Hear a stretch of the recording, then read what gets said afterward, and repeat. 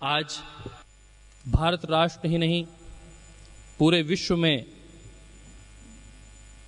भारत की आन बान शान को जिस व्यक्तित्व ने स्थापित किया, वह राष्ट्र का गौरव पुत्र, जिसे बंगाल का शेर कहते हैं, उसका जन्मदिन है। और आपको इसलिए बधाई देना चाहता हूं कि आज का 23 जनवरी का कार्यक्रम इसी उद्देश्य से कटक में रखा गया, क्योंकि यह पुण्य भूमि उस वीर नेताजी सुभाष चंद्र बोस की जन्मभूमि है। इसलिए आपको ही नहीं, पूरे राष्ट्रवासियों को बधाई देना चाहता हूं।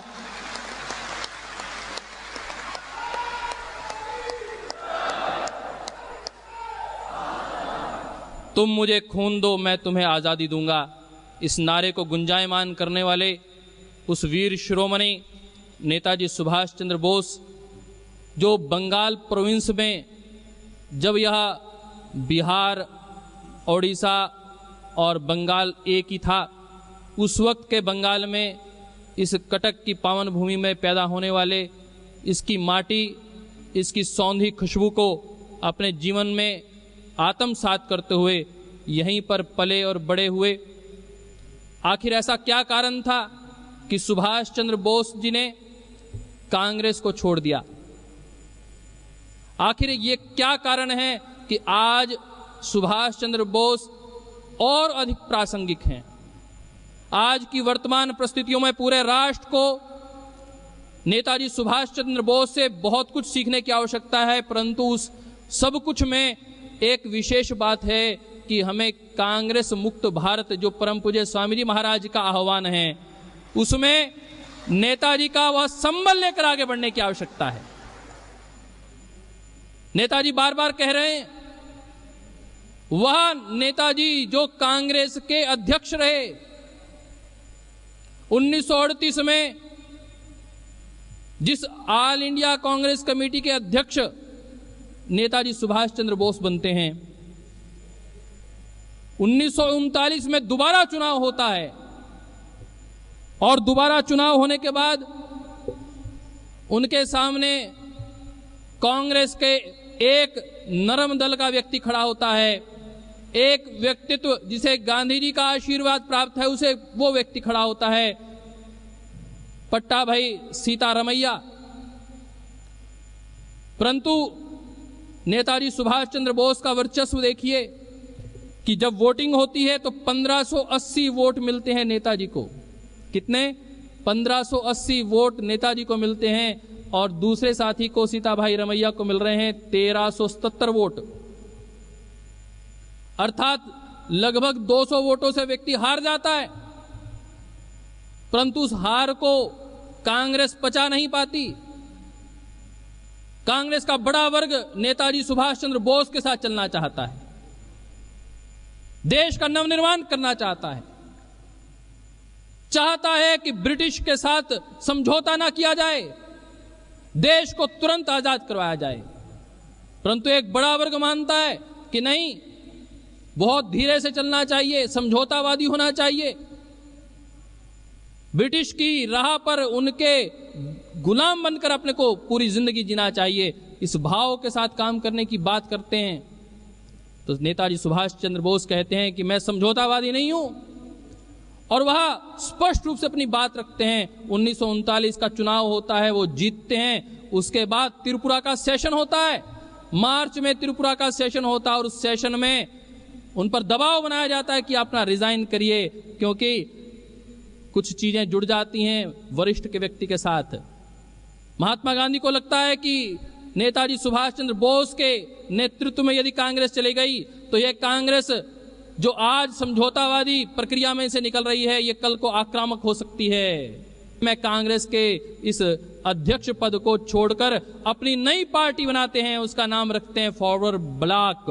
फॉरवर्ड ब्लॉक बनाने वाले नेताजी सुभाष चंद्र बोस को उनके साहस, उनके शौर्य, उनके पराक्रम के लिए हम पुनः प्रणाम करते हैं, वंदन करते हैं। उन्होंने समझौता करना स्वीकार नहीं किया था। एक तरफ इतना बड़ा व्यक्तित्व महात्मा गांधी जैसा, उनकी नीतियां, परंतु उस वक्त भी उनकी नीतियों का विरोध करके कि राष्ट्र को हम अखंड भारत बनाएंगे, हम भारत के टुकड़े नहीं होने देंगे।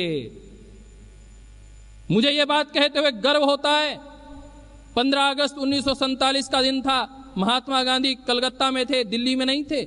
जवाहरलाल नेहरू शपथ ले रहे हैं दिल्ली में, परंतु महात्मा गांधी कहां हैं? कलकत्ता में, और कलकत्ता में बैठकर चिंतन कर रहे हैं। चिंतन करते हुए व्यक्तियों से कह रहे हैं कि काश इस राष्ट्र का प्रधानमंत्री कभी सुभाष चंद्र बोस होता तो इस देश के टुकड़े नहीं होते। यह राष्ट्र बटा, इस राष्ट्र का खंड खंड हो गया, कारण था कि नेतृत्व ठीक नहीं था। परम पूज्य स्वामी जी महाराज एक शौर्यवान नेतृत्व चाहते हैं इस भारत में, एक पराक्रमी नेतृत्व चाहते हैं। इसलिए स्वामी जी महाराज ने माननीय मोदी जी को आशीर्वाद दिया है कि आने वाला प्रधानमंत्री कोई शौर्यवान हो, और उसके लिए एक व्यक्ति यदि दिखाई देता है तो मोदी जी दिखाई देते हैं। पूज्य स्वामी जी महाराज ने यह आशीर्वाद केवल एक व्यक्ति को नहीं दिया, उनके व्यक्तित्व को दिया है, उनके ट्रैक रिकॉर्ड को दिया है। इसलिए दिया है मोदी जी को समर्थन क्योंकि वो मुद्दों पर आधारित है। स्वामी जी महाराज ने जो समर्थन दिया है इसलिए नहीं दिया कि एक भाजपा का शीर्ष नेता है उसलिए उनको समर्थन दे दिया, नहीं, वह व्यक्ति प्रामाणिक है, उन्हें अनुभव है कार्य करने का, वह सुशासन कर चुके हैं, और उन्होंने भारत स्वाभिमान के उन 3 मुद्दों को मानने का पूज्य स्वामी जी महाराज को आश्वासन दिया है। उन्होंने आश्वासन दिया है कि यदि वो सत्ता में आते हैं तो काला धन समाप्त होगा, काले धन की अर्थव्यवस्था समाप्त होगी। स्वामी जी महाराज ने आश्वासन लिया, भारत स्वाभिमान के एक एक कार्यकर्ता ने उनसे आश्वासन लिया है मोदी जी से कि जब वो आएंगे तो भ्रष्टाचार मुक्त भारत होगा, इस भारत में स्वदेशी तंत्र स्थापित होगा, स्वदेशी अर्थव्यवस्था स्थापित होगी, स्वदेशी न्याय व्यवस्था स्थापित होगी, स्वदेशी चिकित्सा व्यवस्था स्थापित होगी, स्वदेशी शिक्षा व्यवस्था स्थापित होगी। इस भाव के साथ माननीय मोदी जी को भारत स्वाभिमान ने अपनी शर्तों पर, अपने मुद्दों पर समर्थन दिया है। आप इससे सहमत हैं? समर्थन मुद्दों पर देना चाहिए ना? सहमत हैं इससे? यदि ये मुद्दे पूरे होते हैं तो हमारा समर्थन है। हमारा समर्थन मोदी जी को मुद्दों के आधार पर है। यह बात अपने मूल तत्व में रखनी। भारत स्वाभिमान एक गौरवशाली संगठन है, इसकी अपनी संप्रभुता है, इसका अपना वर्चस्व है। और मुझे जो बड़ा अंतर दिखाई दिया कांग्रेस और नेताजी की विचारधारा में वो यही था, कांग्रेस भी स्वतंत्रता चाहती थी परंतु वो टुकड़ों में चाहती थी। कांग्रेस स्वतंत्रता चाहती थी कि वो पॉलिटिकल स्वतंत्रता चाहती थी, परंतु नेताजी एक मुश्त अनकंडीशनल भारत की स्वतंत्रता चाहते थे, और चाहते थे कि भारत की स्वतंत्रता स्पिरिचुअल फ्रीडम हो, आध्यात्मिक स्वतंत्रता हो, जहां विकास के सभी रास्ते, सभी मायने खुले हुए हों। बस परम पूज्य स्वामी जी महाराज, और यदि नेताजी की मैं कहीं विचारधारा की बात करूं तो बस आपको सारी चीजें मिलती हुई दिखाई देंगी। नेताजी कह रहे हैं कि मुझे पूर्ण स्वराज चाहिए, स्वामी जी क्या कह रहे हैं? बोल तो दो, क्या कह रहे हैं? मुझे पूर्ण स्वराज चाहिए। नेताजी कह रहे हैं मुझे अखंड भारत चाहिए, स्वामी जी महाराज क्या कह रहे हैं? मुझे अखंड भारत चाहिए। स्वामी जी महाराज कह रहे हैं कि मुझे प्राणपन से राष्ट्र की सेवा करना, ऐसे भारत के नागरिक चाहिए। यही बात नेताजी बार बार कह रहे हैं कि भारत का प्रत्येक नागरिक इस राष्ट्र के लिए प्राणपन, इस राष्ट्र के लिए डू और डाई, इस सिचुएशन में जीने और मरने के लिए तैयार हो। ऐसे भारत के नागरिक हों, ऐसे भारत के युवा हों। यह संदेश नेताजी सुभाष चंद्र बोस का था।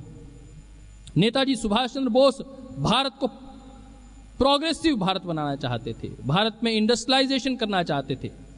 बस वही बात पूज्य स्वामी जी महाराज कह रहे हैं कि भारत विकास के पथ पर दौड़े। नेताजी चाह रहे थे कि स्वदेशी स्वभाषा का स्वाभिमान हो, जैसे जापान, जैसे जर्मनी आगे बढ़ा अपनी भाषा को आगे रखकर, अपनी तकनीक को आगे रखकर, वैसे ही भारत बढ़े। और उसी बात को लेकर पूज्य स्वामी जी महाराज अपनी बात को कह रहे हैं कि भारत में भी स्वदेशी स्वभाषा का तंत्र स्थापित हो। और एक बात जो विशेष रूप से मैं इन चित्रों को देख रहा हूं, दाईं और बाईं और सभी चित्र लगे हुए हैं, और मेरे बिल्कुल दाईं और एक चित्र लगा हुआ है नेताजी सुभाष चंद्र बोस का। उस चित्र में आप स्पष्ट देख सकते हैं बहन लक्ष्मी सहगल, जो रानी लक्ष्मीबाई बटालियन की चीफ ऑफ कमांडर दिखाई दे रही है। बस वही बात जो नेताजी चाह रहे थे कि महिलाओं का सशक्तिकरण हो, उन्हें भी शक्ति सौंपी जाए और बराबर की शक्ति सौंपी जाए, वही कार्य परम पूज्य स्वामी जी महाराज कर रहे हैं। महिलाओं को अग्रणी रूप भूमिका दे रहे हैं, उन्हें शक्ति प्रदान कर रहे हैं। महिलाओं के सशक्तिकरण को लेकर सबसे बड़ी यदि आज कोई आवाज है तो परम पूज्य स्वामी रामदेव जी महाराज की है। महिलाओं का सशक्तिकरण हो, और एक बात जो उनमें समान लगती है, उनके अनुगामी के रूप में स्वामी जी महाराज स्वीकार कर रहे हैं, और वह बात है समझौतावादी नहीं होना। बहुत से लोग थोड़ा सा दबाव पड़ता है समझौता कर लेते हैं, 4 पुलिस वालों का सस्पेंशन करो, परंतु समझौता हो जाए जब पता चल जाए कि दबाव बढ़ गया है, समझौता कर लो, चलो 2 आदमी छुट्टी पे चले जाएंगे तो कोई बात नहीं है, समझौता कर लो। परंतु स्वामी जी महाराज समझौतावादी नहीं है। 4 जून का आंदोलन, उस रात की बर्बरता आप सबको याद है, महिलाओं के ऊपर किस प्रकार की क्रूरता हुई, बहनों और बुजुर्गों को, युवाओं को, बच्चों को किस प्रकार निर्ममता पूर्वक इसी दिल्ली पुलिस ने मारा था, पीटा था, परंतु हमने समझौता नहीं किया था। हमें कहा गया था समझौता कर लो, हमने समझौता नहीं किया। उन्होंने कहा हजारों करोड़ रुपए ले लो, पतंजलि योगपीठ की सभी संस्थाएं बना लो, प्रत्येक जिले में, प्रत्येक प्रांत में पतंजलि विश्वविद्यालय खोल लो, इस देश के साथ गद्दारी कर लो, देश के काले धन की बात ना करो। स्वामी जी महाराज ने कहा सब कुछ कर सकता हूं, परंतु देश के साथ गद्दारी नहीं कर सकता। यह भारत का स्वाभिमान है। प्राण दिया है नहीं दी कभी देश की माटी है, प्राण दिया है नहीं दी कभी देश की माटी है। यह भारत का जो मूल तत्व, वह वर्चस्व, वह पराक्रम पूज्य स्वामी जी महाराज के भीतर है। ऐसा साहसी नेतृत्व हमें मिला है जिन्होंने समझौतावादी होना नहीं सीखा है। नेताजी सुभाष चंद्र बोस यहां से चले गए, जर्मनी से मिले, जापान से मिले, बाहर की शक्तियों से का साथ लिया, परंतु समझौता स्वीकार नहीं किया। ऐसे भारत का नवनिर्माण करने का हमने संकल्प लिया है। आज वीर सुरेंद्र साय का भी जन्मदिन है। आज ओडिशा की इस पावन माटी ने 2 वीर सपूतों को जन्म दिया है। आज के दिन 1809 में पैदा हुए वीर सुरेंद्र साय, 1884 में उनका देहांत हो रहा है, और 1897 में 1897 में नेताजी सुभाष चंद्र बोस पैदा हो रहे हैं। नेताजी सुभाष चंद्र बोस की उपस्थिति से भारत का गौरव कितना बड़ा है। उन्होंने भारत को कभी, भारत की स्वतंत्रता को स्वीकार नहीं किया, अंग्रेजों के सामने ही नहीं पूरे विश्व के सामने ताल ठोक के कहा। और यही नहीं, अपनी आर्मी बनाई, अपना रेडियो सेंटर बनाया। आज हम अपने कार्यकर्ताओं को कहते हैं कि आपको प्रचार प्रसार करना है, आपने गली में प्रचार प्रसार करना है, अपने वार्ड में प्रचार प्रसार करना है, अपने प्रखंड में, अपने ग्राम में ग्राम समिति बनानी है। लोग कहते हैं नहीं, संसाधन कहां से आएंगे, कहां से संसाधन आएंगे? अरे पूज्य स्वामी जी महाराज तो आपको संसाधन भी दे रहे हैं। अरे उस वीर शिरोमणि सुभाष चंद्र बोस को देखो, जिसने बर्लिन में जाकर इंडिया सेंटर को स्थापित किया, जिन्होंने बाहर जाकर भारत का रेडियो स्थापित किया, बाहर जाके आर्मी स्थापित की। करने वाले व्यक्ति को कोई रोक नहीं सकता। मैं अकेला ही चला था जानिबे मंजिल मगर, और लोग आते ही गए और काफिला बनता गया। आप चलना शुरू करो, लोग आपके साथ जुड़ेंगे और एक बड़ा काफिला बन जाएगा। हार नहीं मानूंगा, ठार नहीं ठानूंगा, काल की कपाल पर ताल मैं बजाऊंगा। इस भाव के साथ काम करने की आवश्यकता है। लोग कहते हैं हमें काम करना, हम काम करना चाहते हैं, परंतु हमें पता नहीं क्या काम करना है। अरे और कुछ नहीं पता तो गांव के आम व्यक्ति को, गांव देहात वार्ड बूथ पर रहने वाले व्यक्ति को जाकर समझाइए कि भारत नवनिर्माण की ओर अग्रसर है। महायोगी अरविंदो घोष जिससे नेताजी भी प्रभावित थे, स्वामी विवेकानंद जिससे नेताजी प्रभावित थे, उन दोनों के अनुरूप अपने जीवन को ढालते हुए परम पूज्य स्वामी जी महाराज भी अपने कार्यकर्ताओं को बार बार कह रहे हैं कि अपने जीवन को योग में बनाओ, अध्यात्म में बनाओ। अपने दैनिक जीवन में हमें योग, अध्यात्म, स्वाध्याय को शामिल करना है। और जब बार बार ब्रेन वॉश करके कोई व्यक्ति किसी को आतंकवादी बना सकता है साहब, क्यों बहनों? आतंकवादी कैसे बनते हैं? नए नए युवाओं को लेकर बार बार उनका ट्रेनिंग की जाती है, उन्हें ब्रेन वॉश किया जाता है और वो आतंकवादी बन जाते हैं। क्या भारत स्वाभिमान के कार्यकर्ता एक कार्यकर्ता का 5 बार 10 बार ब्रेन वॉश करें तो वो व्यक्ति भारत स्वाभिमान का, इस राष्ट्र का राष्ट्रभक्त नहीं बनेगा? वह राष्ट्र के लिए जीने और मरने के लिए तत्पर नहीं होगा? ये हो ही नहीं सकता केवल मात्र प्रयास करके। ब्रेन वॉश करना, ब्रेन स्टॉर्मिंग करना और बार बार उन्हें चिंतन मंथन की ओर अग्रसर करना कि अब भारत का नवनिर्माण तय है, अब निराशा नहीं रखनी, अब आशावादी होकर इस राष्ट्र को बदलने का संकल्प लेके आगे बढ़ने की आवश्यकता है। एक भाव अपने भीतर रखने की आवश्यकता है कि अब भारत का बदलाव होगा। इस वक्त भागवत मुहूर्त चल रहा है। अरविंद जी कहते हैं इस वक्त भागवत मुहूर्त चल रहा है। इस भागवत मुहूर्त में थोड़ा सा पुण्य भी बड़ा परिणाम लेकर आता है और ये तय है, जो भी पुण्य आप करते हैं वो व्यर्थ नहीं जाता, वह पुण्य निश्चित रूप से फल देता है। इस भाव के साथ अपने को कार्य करने की आवश्यकता है। बहुत अधिक आपके साथ आज के दिवस की मैंने जहां चर्चा की, अब पूज्य स्वामी जी महाराज ने ये 2 पृष्ठ का संदेश आपके लिए दिया है। मेरा सौभाग्य है कि पूज्य स्वामी जी महाराज ने आपके दर्शन करने का मुझे अवसर दिया। आप सब भाई बहनों के दर्शन करके मैं भी कृतार्थ हुआ हूं और आपके पुण्य, आपके तप को, आपके पुरुषार्थ को मैं प्रणाम करता हूं। आज लोगों के पास अपने परिवार के लिए समय नहीं है, 2 घंटे 1 घंटा मिलने का समय नहीं, किसी के परिवार में जाने का समय नहीं, चाचा ताऊ के यहाँ जाने का समय नहीं।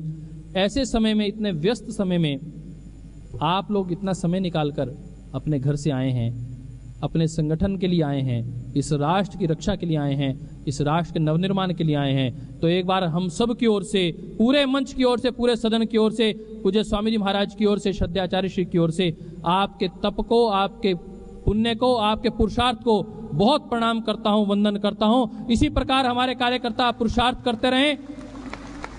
आपका पुरुषार्थ विफल नहीं जाएगा साहब। यह राष्ट्र बदलेगा और यह राष्ट्र बदलते हुए आप देखेंगे अपने हाथ से इस राष्ट्र को बनते हुए आप गौरव अनुभव करेंगे। हमें बहुत सी चीजों को करना है, बहुत से कार्यों को करना है। अरे कभी वर्षों पहले, लाखों वर्ष पहले भगवान राम के काल में सीता मैया को रावण उठा के ले गया था। कौन उठा के ले गया था? रावण उठाकर ले गया था। कितने समुद्र पार? केवल एक समुद्र पार उठाकर ले गया था, लंका में। और आज भारत की श्री को, भारत की संपत्ति को, भारत के वैभव को, भारत के धन को यह चोर लुटेरे, यह शासक प्रशासक, भ्रष्ट शासक प्रशासक उठाकर कहां ले गए? 7 समुद्र पार स्विस बैंकों में ले गए हैं। हमें अपनी सीता मैया को छुड़ाना है और भगवान राम के उस काज को गुरुवर रामदेव जी महाराज के चरणों पर चलते हुए, उनके निर्देशन पर चलते हुए पूरा करना है। हमें बस वैसे ही वानर सेना बन जाना है। उसी भाव से अपनी सीता मैया को वापस लाना है, अपनी संस्कृति को वापस लाना है, अपने श्री, अपने वैभव को वापस लाना है। बोलिए, काला धन लाएंगे, भारत को समृद्ध बनाएंगे, देश को समृद्ध बनाएंगे, देश को बचाएंगे। बोलिए, काला धन लाएंगे, काला धन लाएंगे, स्वदेशी अपनाएंगे, स्वदेशी अपनाएंगे। यह भाव ध्यान में रखते हुए हमारा जो मूल मुद्दे हैं, हमारे एक एक श्वास में वो रहने चाहिए। हमारा मुद्दा काला धन, भ्रष्टाचार मुक्त भारत का निर्माण और स्वदेशी व्यवस्थाओं को स्थापित करना। इसके लिए 3 चरण का कार्यक्रम पूज्य स्वामी जी महाराज ने दिया है। एक दिन एक जिंदगी के बराबर होता है। एक दिन किसके बराबर है? एक जिंदगी के बराबर। हमें समय व्यर्थ नहीं खोना है, समय नहीं गंवाना है। बहुत महत्वपूर्ण यह समय है, इसे व्यर्थ नहीं गंवाना। हमें भारत की ऋषि परंपरा को स्थापित करना है, भारत की मर्यादा, शहीदों की बलिदान को, सत्य को स्थापित करना है। पहला पॉइंट, यदि हमने अभी 100% अपनी ऊर्जा नहीं लगाई तो यह ऋषि परंपरा, यह मर्यादा, यह देवत्व की स्थापना नहीं हो पाएगी। हमें कुछ भी बचा के नहीं रखना। दूसरा पॉइंट, कार्ये व साधेयम देहम व पातेयम, हम लक्ष्य को प्राप्त करेंगे। जो बात नेताजी सुभाष चंद्र बोस कह रहे थे, डू और डाई, बस वही बात परम पूज्य स्वामी जी महाराज उन्हीं नेताजी सुभाष चंद्र बोस के अनुगामी होते हुए उन शहीदों के सपनों का भारत बनाने के लिए बात कह रहे हैं कि जब तक लक्ष्य प्राप्त नहीं होगा हम निरंतर कार्य करेंगे, हम रुकेंगे नहीं, हम झुकेंगे नहीं। हम रुकना झुकना क्या जाने, हम बढ़ते हैं सीना ताने, इस भाव के साथ हम काम करेंगे। बहुत से लोग पूरे आप टीवी पर देखते हैं रूप का, लावण्य का, भोग का प्रचार हो रहा है, और ये जो प्रचार हो रहा है ना, ये भोगवाद का प्रचार है। हम ऐसा प्रचार करें योग का कि पूरी दुनिया योग में हो जाए, भोगवाद छोड़कर योग का, अध्यात्मवाद का नया युग स्थापित हो जाए। हमें ऐसा कार्य करना है। पूज्य स्वामी जी महाराज कह रहे हैं जिसकी जितनी महिमा गाई जाती है लोग उसके उतने ही अनुगामी हो जाते हैं। हमें योग की महिमा को बार बार स्थापित करना है। आपका जो पुरुषार्थ है, आपका जो तप है, वो व्यर्थ जाने वाला नहीं है। इस बात को आपको ध्यान रखना है। कभी भी तात्कालिक रूप से किसी भी व्यक्ति की सफलता या असफलता को देखकर विचलित होने की आवश्यकता नहीं है। तीसरी बात, एक बात सदैव याद रखें, ये हमने कहा, ना ही पुण्यकृत कश्चित दुर्गतिम तात गच्छति। पुण्य करने वाले व्यक्ति का कभी भी दुर्गति, बोलो तो, नहीं होती है। जो व्यक्ति पुण्य कर्म कर रहा है, पुरुषार्थ कर रहा है, उसकी दुर्गति कभी भी, बोलो, नहीं होती है। भारत की पहचान क्या है? पॉइंट नंबर 4, इसको अंडरलाइन कर लीजिए। भारत की पहचान क्या है साहब? भारत की पहचान है योग और अध्यात्म। सभी बोलेंगे भारत की पहचान क्या है? योग और अध्यात्म। सभी बोलेंगे भारत की पहचान क्या है? योग और अध्यात्म। योग और अध्यात्म, ये भारत की पहचान है। आप इंटरनेशनल एयरपोर्ट पे चले जाइए, मुझे बहुत अच्छा लगा जिन्होंने इंटरनेशनल एयरपोर्ट बनाया। वहां आप नीचे उतरेंगे, पहले ही आपको विभिन्न मुद्राएं दिखाई देंगी। ध्यान मुद्रा, ज्ञान मुद्रा, सूर्य मुद्रा, लिंग मुद्रा, वो सारी मुद्राओं का चित्रण दिखाई देगा। कांस्य के ऊपर पूरा वर्णित है। और थोड़ा सा आगे बढ़ जाएंगे तो सूर्य नमस्कार, पूरा सूर्य नमस्कार का डेमोग्राफी, पूरा डेमोस्ट्रेशन आपको इंटरनेशनल एयरपोर्ट पे दिखाई देगा। थोड़ा सा मुझे ध्यान आया कि यहां पर बनाने का क्या औचित्य है, तो समझ में आया कि पूरे विश्व में भारत की पहचान योग है, और योग को यदि हमने स्थापित कर दिया तो पूरे विश्व पटल पर हमने भारत को स्थापित कर दिया। यह होने वाला है।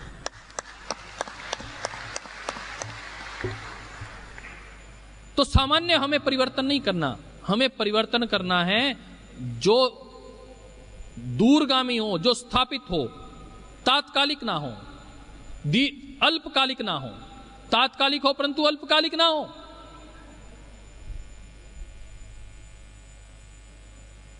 उन्नीस 1977 में परिवर्तन हुआ था, राजनीतिक परिवर्तन हुआ 1977 में। जेपी का आंदोलन चला। जेपी के आंदोलन के बाद 1977 में परिवर्तन हो गया, परंतु वो क्या था? वह अल्पकालिक परिवर्तन था, वो दीर्घ परिवर्तन या स्थायी परिवर्तन नहीं था। तो हमें स्थायी परिवर्तन की ओर जाना है, और वह परिवर्तन अध्यात्मवाद से आएगा, जो स्वामी जी महाराज का भारत स्वाभिमान का मूल वाक्य है, ध्येय वाक्य है, आइडियोलॉजी है। वह है आध्यात्मिक न्यायवाद, स्पिरिचुअल जस्टिज्म। इसके ऊपर चलकर ही हम एक स्थायी परिवर्तन कर सकते हैं। नंबर 5, राजनीति में वैक्यूम है। इस वक्त राजनीति में वैक्यूम है। कमोवेश सभी दल, उन दलों के ऊपर से लोगों का विश्वास समाप्त हो चुका है।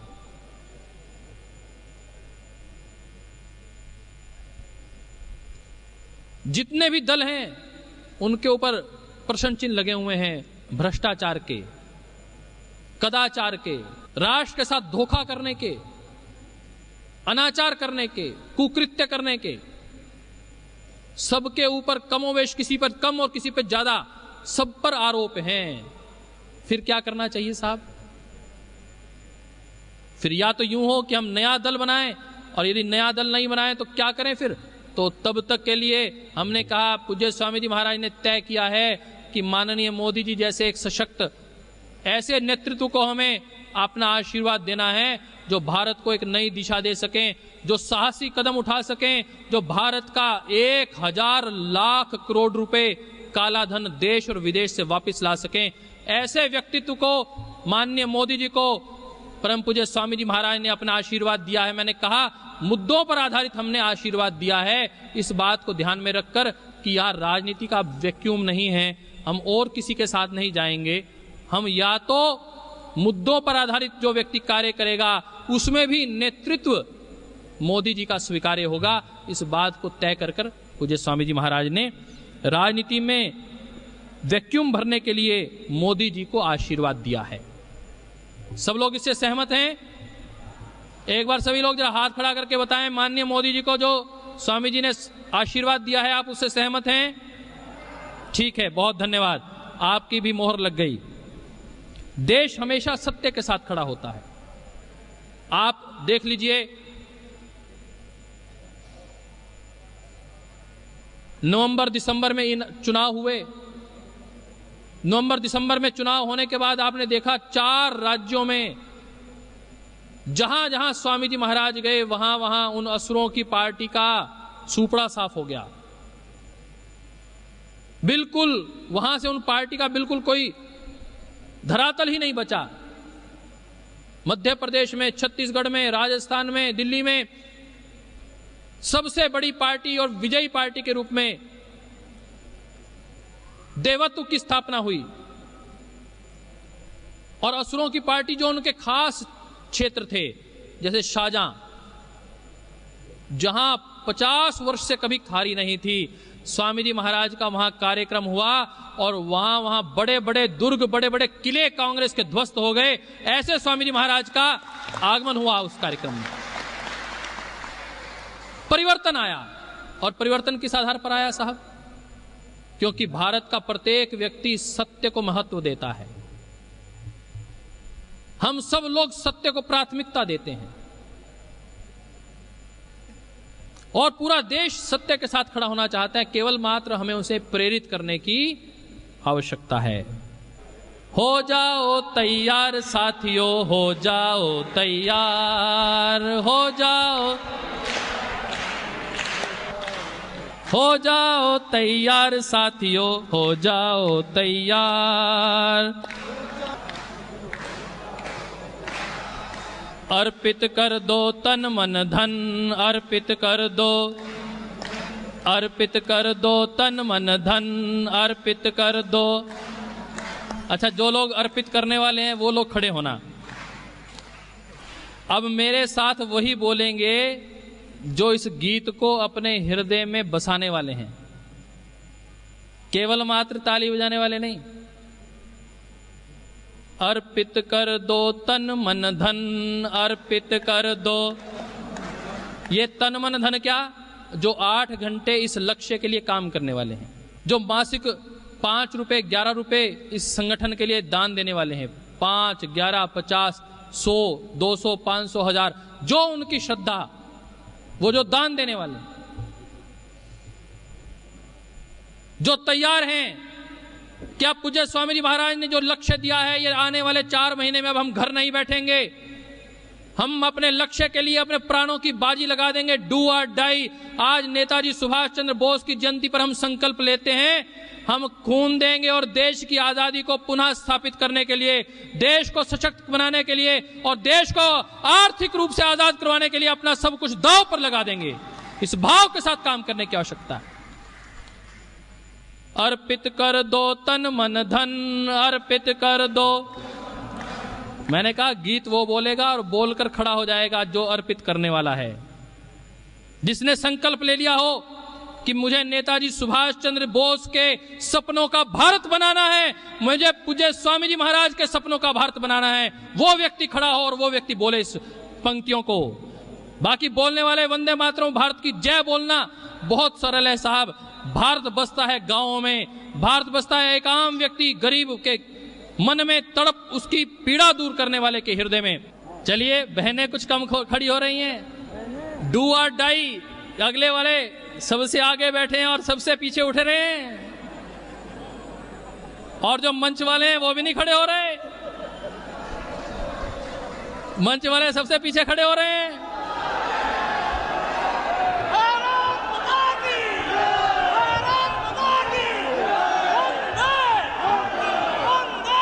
माइक अपने हाथ में। ओम बोलिए एक बार। हो जाओ तैयार साथियों, हो जाओ तैयार, हो जाओ। अगर देश के काम न आए, अगर देश के, अगर देश के, अगर देश के, तो जीवन बेकार। हो जाओ तैयार, हो जाओ तैयार साथियों, अर्पित कर दो तन मन धन, अर्पित कर दो, अर्पित कर दो तन मन धन, अर्पित कर दो। मांग रहा बलिदान वतन, मांग रहा उठे हुए माथे के सन्मुख, उठे हुए ठहर न पाती हार, ठहर न। हो जाओ तैयार साथियों, हो जाओ तैयार, हो जाओ। सोचने का समय गया, सोचने का। उठो लिखो इतिहास नया, उठो लिखो, उठो लिखो इतिहास नया। बंसी फेंको और उठा लो हाथों में तलवार, बंसी फेंको और उठा लो हाथों में तलवार। हो जाओ तैयार साथियों, हो जाओ तैयार, हो जाओ तैयार साथियों, हो जाओ तैयार। कांप उठे धरती अंबर, कांप उठे धरती अंबर, कांप उठे धरती अंबर, कांप उठे धरती अंबर, कांप उठे धरती अंबर, कांप उठे धरती अंबर। ये धरती और आसमान कांप जाए जैसे आप हुंकार लगा दो, जब आपका जय घोष हो जाए। कांप उठे धरती अंबर, कांप उठे धरती अंबर, कांप उठे धरती अंबर, कांप उठे धरती अंबर। और उठा लो ऊंचा स्वर, और उठा लो ऊंचा स्वर, भारत माता की। और उठा लो ऊंचा स्वर, और उठा लो ऊंचा स्वर। वंदे वंदे वंदे। कांप उठे धरती अंबर, कांप उठे, और उठा लो ऊंचा स्वर, और इंकलाब इंकलाब इंकलाब। भारत माता की, भारत माता की। और उठा लो ऊंचा स्वर, और कांप उठे धरती अंबर, कांप उठे धरती अंबर। कोटि कोटि कंठों से गूंजे, कोटि कोटि कंठों से गूंजे देश की जय जयकार, देश की जय जयकार। हो जाओ तैयार साथियों, हो जाओ तैयार, हो जाओ तैयार साथियों, हो जाओ तैयार, हो जाओ तैयार साथियों, हो जाओ। देख लो, आपने कसम खाई है, आपको कसम है नेताजी सुभाष चंद्र बोस के बलिदान की, आपको कसम है इस भारत माँ की। अब चैन से नहीं बैठेंगे, अब घर नहीं बैठेंगे। आज के बाद, आज से ही अब हम 6 से 8 घंटा इस संगठन के लिए, इस राष्ट्र के लिए देंगे। अरे लाख रुपए, करोड़ रुपए देने वाले बहुत लोग होते हैं, वो भी दानी कहलाते हैं, परंतु जो समय दान देता है, जो मेरा संगठन का कार्यकर्ता संगठन में समय दान दे रहा है, वो मेरे लिए पूजनीय है, वो मेरे लिए आदरणीय है, मैं उसको प्रणाम करता हूं। आप समयदानी हो, आपको समय दान देना है, आप महान हो, इस राष्ट्र की शान हो। आपको आज जो संकल्प लिया है उसे पूरा करना है। गांव में जाओगे ना, क्योंकि भारत माँ कहाँ बसती है? माँ भारती कहाँ बसती है? गांव में बसती है। गांव में जाना है, एक एक व्यक्ति को बार बार उसका चिंतन बदलना है, उसे ब्रेन का स्टॉर्मिंग करवानी है, उसका ब्रेन वॉश करना, उसको समझाना है कि राष्ट्र किसे कहते हैं और मतदान किसे करना है और क्यों करना है, भारत को कैसे बचाना है। बैठिए, अपना स्थान ग्रहण करिए। राष्ट्रपिता महात्मा गांधी ने इस राष्ट्र के लिए बहुत कुछ किया है, उनके बलिदान को भी प्रणाम है, उन्होंने जो तप त्याग किया है उसको भी प्रणाम है, परंतु ये बात स्वीकार नहीं की जा सकती कि बलिदानियों के बिना इस राष्ट्र की आजादी हो सकती थी। नेताजी सुभाष चंद्र बोस जैसे अनगिनत वीरों ने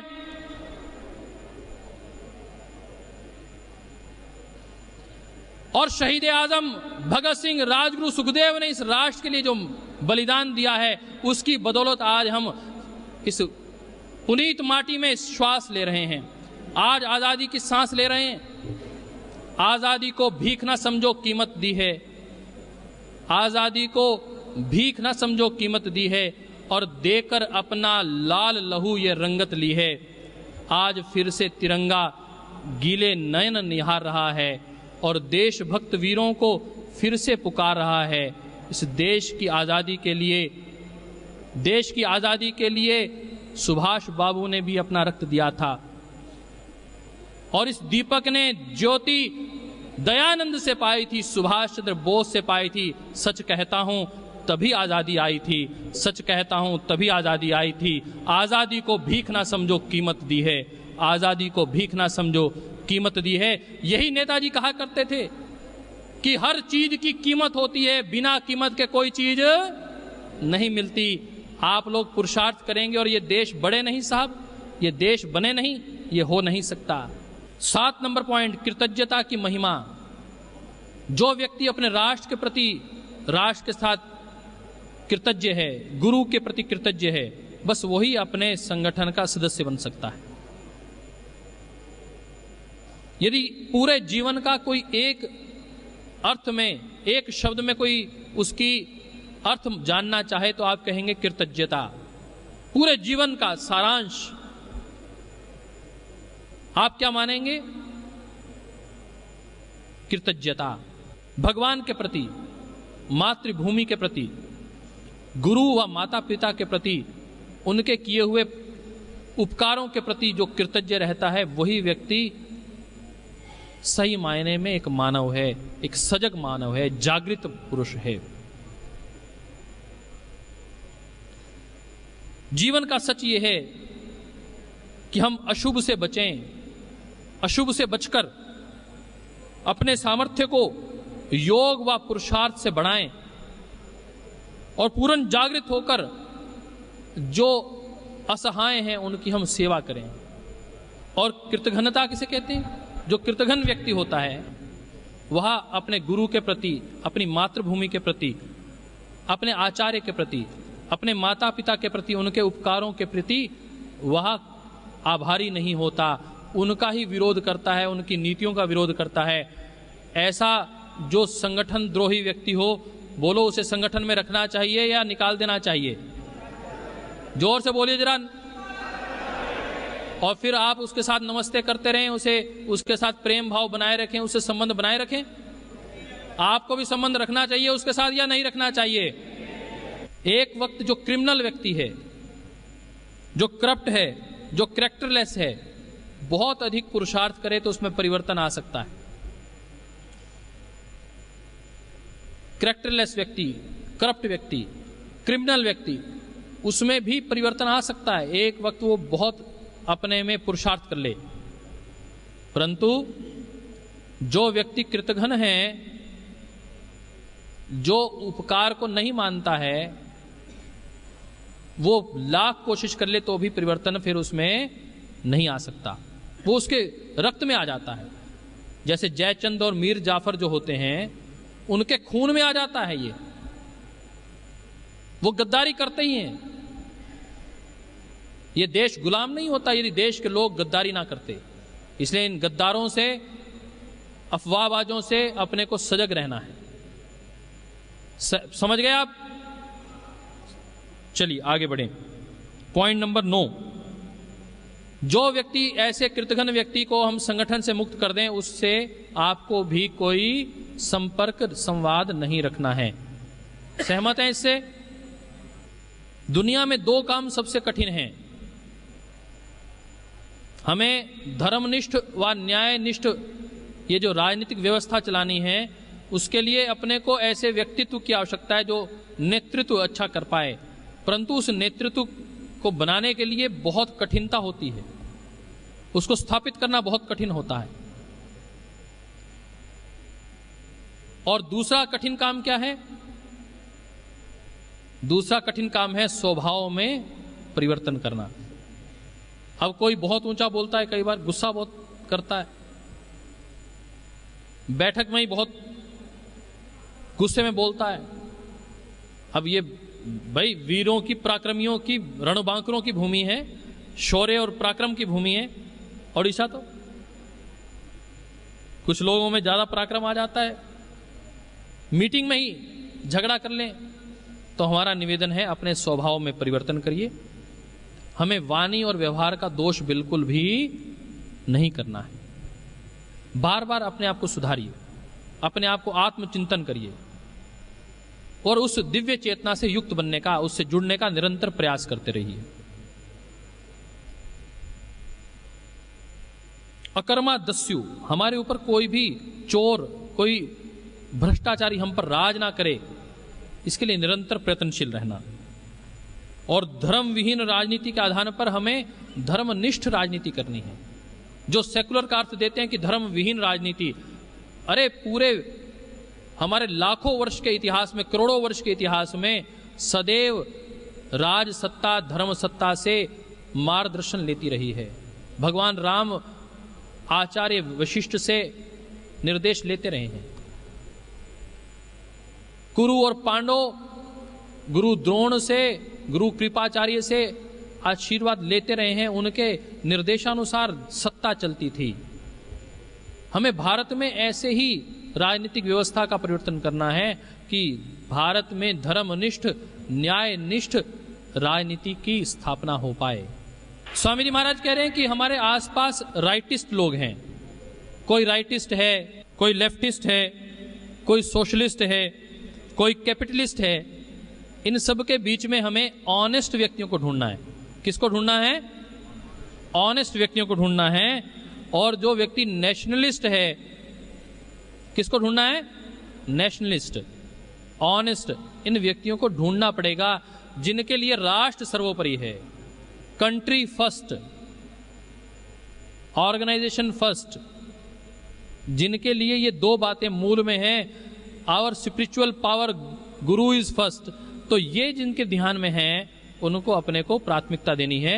आपके जिले में यदि ऐसे कोई ऑनेस्ट नेशनलिस्ट व्यक्ति है जिसे वहां की जनता बहुत अधिक प्रेम करती है, तो आप उसका नाम हमें दे सकते हैं। हम बीजेपी तक वह नाम पहुंचाना चाहते हैं। हमने 2 शर्तें रखी हैं। मैंने कहा हमारे मुद्दे और ईमानदार नेशनलिस्ट व्यक्तियों का उम्मीदवार के रूप में चयन भाजपा द्वारा किया जाए। हमने ये दबाव बनाया है और ये दबाव आपके आधार पर बनाया है। आप अच्छे व्यक्तियों का चयन करिए, उनका नाम दीजिए, ताकि हम आगे तक पहुंचा सकें। आगे बढ़ जाते हैं अगले पृष्ठ पर। हमें जिले में कैसे काम करना है, ये सारा काम हमें करना है। कैसे करना है? 3 चरणों में ये काम होगा। आज से लेकर 1 मार्च तक। और दूसरा चरण कब शुरू होगा? 1 मार्च से 23 मार्च तक। और फिर अगला चरण 24 मार्च से लेकर जब तक लोकसभा के इलेक्शन नहीं हो जाते तब तक वह तीसरा चरण रहेगा। अब पहले चरण में अपने को क्या करना है? 23 जनवरी से लेकर 1 मार्च तक अपने को क्या करना है, लिख लीजिए। सबसे पहले अपना काम पूरा प्रोफेशनल तरीके से रिपोर्टिंग करना। और उसके लिए क्या करना पड़ेगा? कार्यालय का निर्माण। और उस कार्यालय के निर्माण के लिए इस बार संगठन की ओर से भी आपको सहयोग राशि प्रति माह 25,000 रुपए के आसपास, 25 से 30,000 रुपए प्रति माह प्रत्येक जिले को मिलेगी, ताकि उसका कार्यालय और कार्यालय प्रभारी नियुक्त किया जा सके। कार्यालय की स्थापना, आपको निशुल्क रूप से कार्यालय मिल जाए, किसी मंदिर से, किसी धर्मशाला में किसी कार्यकर्ता का कार्यालय मिल जाए निशुल्क, तो ले लीजिए। और यदि नहीं मिल रहा है तो क्या करें, तो आप प्रयास पूर्वक 3 से 5 हजार रुपए का कार्यालय किराए पर भी ले सकते हैं। कितने रुपए का? 3 से 5 हजार रुपए का। कार्यालय प्रभारी की नियुक्ति, हमारे आदरणीय जदुनाथ दास जी दादा हमारे साथ हैं। आप वरिष्ठ नागरिक संगठन के प्रांत के प्रभारी भी हैं, तो वरिष्ठ नागरिकों के साथ मीटिंग करके निशुल्क कार्य करने वाले ऐसे भाई बहन जो रिटायर हैं और ऐसे युवा या बहनें जो कार्यालय प्रभारी का काम कर सकती हैं, 4 से 8 घंटे ऐसे भाई बुजुर्ग रिटायर व्यक्ति जो अकाउंटेंट रिटायर हों, काम कर सकते हों, फाइल्स को मेंटेन कर सकते हों, संवाद कर सकते हों, उन्हें नियुक्त करना है। तो कार्यालय में जो अच्छा समय दे सकते हैं, क्योंकि सारी एक्टिविटी अब कार्यालय प्रभारी के माध्यम से चलने वाली है। कार्यालय प्रभारी को हम एक मोबाइल मुख्यालय की ओर से देने वाले हैं। उससे कॉरस्पॉन्डेंस करने के लिए हर कार्यालय में एक कंप्यूटर होगा, इंटरनेट होगा, और वो भी मुख्यालय की ओर से आपको मिलने वाला है पहले ही चरण में। तो एक बार इन भाई बहनों के लिए जोरदार अभिनंदन जो ये कार्यालय का दायित्व देख सकते हैं। आप अपना नाम, अपना जिले का नाम और फोन नंबर लिखकर आदरणीय जदुनाथ दास जी को दे दीजिए, ठीक है। जिन लोगों ने आज प्लेज किया है कि वो कार्यालय प्रभारी बन सकते हैं, वह लोग आकर इनसे दे दें, परंतु चयन ये करेंगे आप उस योग्य हैं या नहीं हैं। आपकी योग्यता के अनुसार यह दायित्व आपको दिया जाएगा। निष्पक्षता के आधार पर, न्यायपूर्वक, कोई द्वेष भाव नहीं रखना। कहां से लेने हैं कार्यकर्ता? प्रत्येक गांव से 2-2, 5-5 कार्यकर्ता ले लें। एक प्रखंड में 10 कार्यकर्ता हो गए। कितने गांव का प्रखंड होता है भाई? 10 गांव का। एक भी लें तो एक प्रखंड में कितने कार्यकर्ता अच्छे हो गए? 15। 50 प्रखंड का एक जिला हो गया तो 500 कार्यकर्ता हो गए, और शहर में 500 कार्यकर्ता, तो 500 कार्यकर्ता शहर के और 500 ग्रामीण क्षेत्र के 1000 कार्यकर्ताओं की अपनी टीम बनाना। प्रत्येक गांव से 1 या 2 कार्यकर्ता अच्छे चुनना। बोलो 2000 का गांव है, 500 का गांव है, उसमें से 1 व्यक्ति 2 व्यक्ति अच्छा नहीं मिलता आपको? बोलो मिलेगा कि नहीं मिलेगा? मिलेगा। केवल मात्र प्रयास करने की आवश्यकता है। तो व्यक्ति का चयन करना, कार्य का विभाजन करना, एकदम उसको जिला का प्रभारी बना दिया, अच्छा कार्य करता है, तहसील का प्रभारी बना दिया, ना भाई, ऐसे काम नहीं करना। पहले बहन को, भाई को क्या बनाना?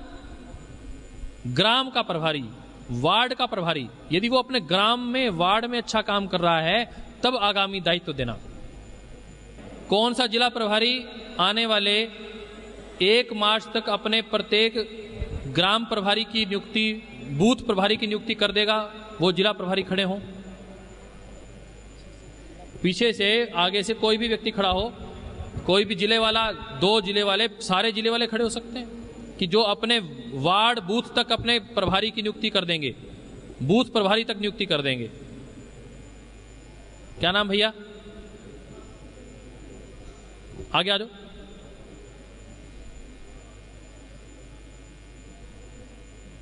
हाँ बताओ। विघ्नेश्वर दास, जिला गजपति। जिला गजपति। गजपति, हाँ जी। बहुत अच्छा। तो आप कहां तक अपनी नियुक्ति कर देंगे? 1 मार्च से पहले। 1 मार्च तक कहां तक नियुक्ति हो जाएगी? कम से कम 80% हो जाएगा। 80%। 80% नहीं, 100% का टारगेट। बीच में कुछ नहीं छोड़ना। डू और डाई। हाँ, लक्ष्य पूरा करने के लिए जीवन की आहुति देने पड़े तो हम तत्पर हैं। हाँ जी, ठीक। तैयार हैं इसके लिए? हाँ जी। तो भाई गजपति जिला प्रभारी के लिए एक बार जोरदार अभिनंदन, जिन्होंने संकल्प लिया है। और कोई जिला प्रभारी? केंद्रपाड़ा की टीम ने अपने जिला अध्यक्ष को बल दिया है कि वो खड़े हो जाएं और कह दें एक बार जोरदार अभिनंदन की पूरी टीम को, केंद्रपाड़ा की टीम को, जिन्होंने ये संकल्प लिया है। ऐसे होता है काम। कोई काम मुश्किल नहीं है, केवल संकल्प लेने की आवश्यकता है। और संकल्प में विकल्प नहीं होना चाहिए। संकल्प में बोलो विकल्प नहीं होना चाहिए। चलो मैं 100 नहीं तो 50 कर दूंगा, 70 कर दूंगा। अरे 100 कहा है तो 100 ही करूंगा, चाहे कुछ भी हो जाए, चाहे मुझे सोना पड़े ना पड़े, चाहे समय मिले ना मिले, मैं पूरा अब इसमें लगने वाला हूं। अच्छा, इस कार्य के लिए बूथ स्तर तक प्रभारी नियुक्त करने के लिए कितने भाई बहन अपना अब फुल टाइम देने वाले हैं? 8 घंटा जो प्रतिदिन देने वाले हैं वो खड़े होना। जो बूथ प्रभारी नियुक्त करने के लिए, गांव प्रभारी और बूथ प्रभारी नियुक्त करने के लिए 8 से 10 घंटा प्रतिदिन देने वाले हैं, फुल टाइम इसके लिए देने वाले हैं, वो खड़े हो जाइए। इधर आ जाओ भाई। हमारे युवा खड़े हुए हैं, बहुत अच्छी बात है। बहनों में नहीं खड़ी हुई बहनें? 6 से 8 घंटा बहनें बूथ प्रभारी नियुक्त करने के लिए।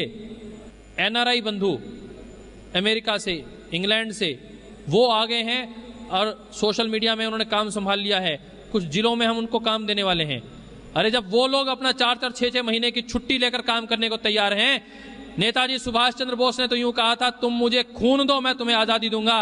और स्वामी जी महाराज तो कह रहे हैं कि तुम मुझे समय दो, तुम मेरी आवाज को आवाज दो, मैं तुम्हें एक सबल सशक्त भारत निर्माण करके दूंगा। और आप समय नहीं निकालोगे, जब आप घर से निकलोगे नहीं तो भारत का निर्माण कहां से होगा? सशक्त भारत बनेगा कैसे? आप जैसे व्यक्ति मिलेंगे कैसे? तो अपने जैसे व्यक्ति को ढूंढने के लिए निकलना तो पड़ेगा। निकलो भाई जरा। अरे मैं अकेला ही चला था जानिबे मंजिल मगर, और लोग आते ही गए और काफिला बनता गया। इतनी बड़ी रामकृष्ण मिशन खड़ा कर दिया स्वामी विवेकानंद ने अकेले। महर्षि देवदयानंद ने इतनी बड़ी चेन खड़ी कर दी। और अपने गुरुवर ने देखो अकेले ही चले थे और पूरा जमाना आज उनके साथ है। करोड़ों लोग उनके साथ खड़े हो गए। एक बार चल के तो देखो साहब, दुनिया आपके साथ खड़े होने वाली है। एक बार अभिनंदन आपका बहुत। बैठिए। नियमित दानदाताओं की सूची बनाना और लीगल टीम का गठन करना।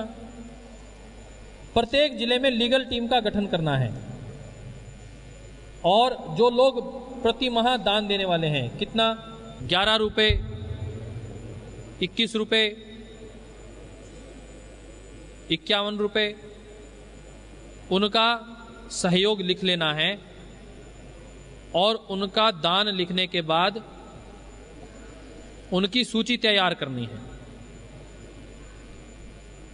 योग महोत्सव कार्यक्रम का स्थान का चयन करना। 23 मार्च को विश्व कीर्तिमान होने वाला है। 23 मार्च को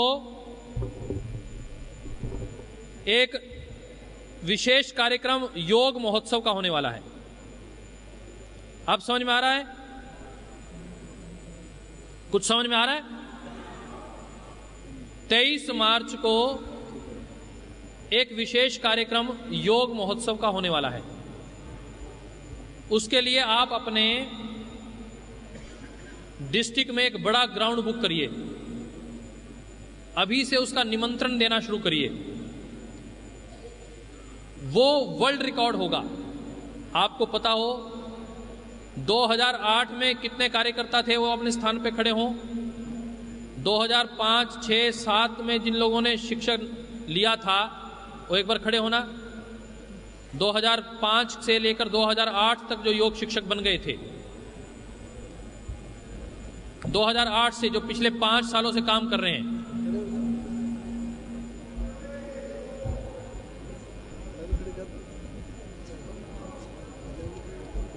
एक बार इनका जोरदार अभिनंदन।